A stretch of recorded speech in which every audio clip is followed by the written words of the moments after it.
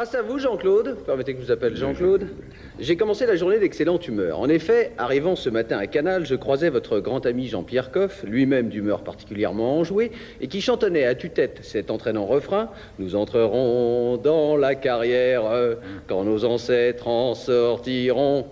Oui, on va pas vous N'allez applaudir. cependant pas croire que mon esprit lubrique me poussa alors à mal interpréter ces paroles, puisque je m'interdis d'en déduire que Jean-Pierre, ayant découvert les vertus de la patience, se serait décidé enfin à attendre sans piper que des amis plus âgés que lui en aient fini avec vous. Non. Mais toujours est-il que cette chansonnette eut sur moi un effet roboratif et qu'elle me procura une certaine sérénité, du type de celle que l'on devine dans le sourire béat de Vishnu, qui lui-même n'est pas sans évoquer celui de Jean-Claude Bourret, lorsque, les larmes aux yeux, il regarde dans la brume descendre l'ascenseur de la Tour Eiffel en murmurant « Enfin, ils sont venus me chercher ». D'ailleurs, vous l'avez, je l'espère, remarqué, j'ai fait des efforts vestimentaires pour accorder la nature des propos qui seront tenus ici ce soir à l'état de bonheur intérieur qui m'habite. Vous venez nous parler du Mahabharata, Jean-Claude. Attendez d'entendre mon baratin à moi, et je vous promets que vous ne serez pas venu pour rien. D'abord, vous devez vous demander ce que je fabrique avec tous ces bras, n'étant pas moi-même une divinité, enfin pas dans le sens où l'entend le Mahabharata, et encore moins un doux, mais plutôt un dur. Eh bien, je suis content que vous me posiez la question, Jean-Claude, au lieu de me laisser là comme un con, en feignant d'ignorer ces divers appendices qui me font ressembler à une langouste en fin de parcours, ou encore à Léon Zitrone tombé sur le dos et tentant en vain de se remettre d'aplomb. Je vais donc vous expliquer et vous livrer un effrayant secret. En fait, ces 6 bras sont tous à moi, et d'ordinaire, par peur des sarcasmes revanchards que ne manquerait pas de m'infliger Philippe, pour l'avoir persécuté à propos des fantaisies que la nature s'est permises à son endroit, d'ordinaire, disais-je, je les comprime sous un étroit gilet, n'en laissant dépasser qu'une paire.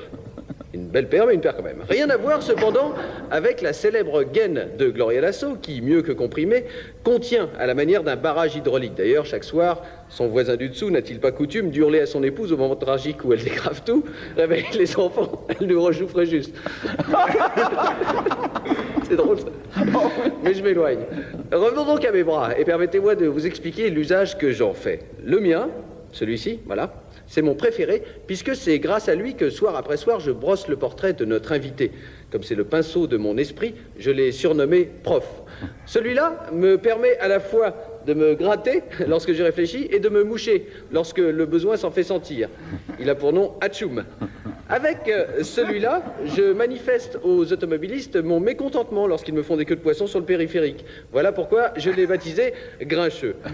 Vous vous demandez pourquoi celui-là reste si tranquille sans bouger depuis le début? Eh bien, c'est tout simplement parce que c'est un gros paresseux. Je me moque de lui affectueusement en le surnommant Dormeur. D'ailleurs, je me suis laissé dire que Philippe en possédait un aussi, bien que de taille plus modeste. Au-dessus de Dormeur, voici le petit Simplet, qui me sert à remplir toutes les tâches ingrates devant lesquelles l'intelligence se révulse, comme par exemple feuilleter le dernier Sulitzer. Simplet aime beaucoup Sulitzer, au grand désespoir de Prof d'ailleurs. Et puis Timide, le plus sage et le plus stoïque de tous, qui s'est mis à la pipe depuis le passage sur ce plateau de Brigitte Lahaie.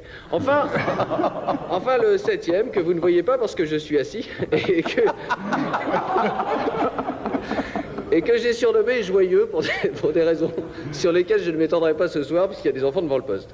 Tout ce que je peux vous dire, Jean-Claude, c'est que même s'il fait un peu bande à part, Joyeux mérite bien son surnom. Oh oui, voilà, j'ai fait le tour. Reconnaissez, Jean-Claude, que c'était le jour ou jamais, avec le Mahabharata, pour vous faire ces révélations. Et moi, enfin, grâce à vous, je vais pouvoir rentrer chez moi la tête haute et les mains en l'air, en fredonnant à mon tour un entraînant refrain. Attention, Prof Hatchoum, Grincheux, Dormeur, Simplet, et toi aussi, Joyeux. Vous êtes prêts?